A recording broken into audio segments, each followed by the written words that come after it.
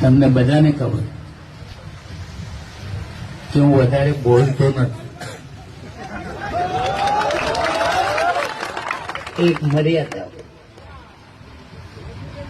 તમે બધાએ હમણાં નવો એક દાખલો કે હું કોઈ ગામમાં ગયો હતો અને મેં પબ્લિક જોઈ ને તો મારાથી રહેવાનું એટલે મારાથી કહેવાય ગયું કે તમે ચિંતા કરતા નહીં, તમને કોઈ ટેન્શન હું નહીં, પણ તમને કોઈ ધોકા આપ મારે ને તો પછી તમે સોલંકી છે.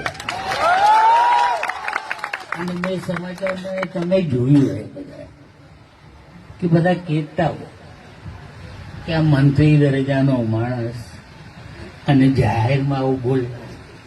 મેં કીધું જીને જી હમજી હમથી હું તો જી છી અને કોઈ સમાતો દીધું મને બીજું કઈ આવડતું નથી.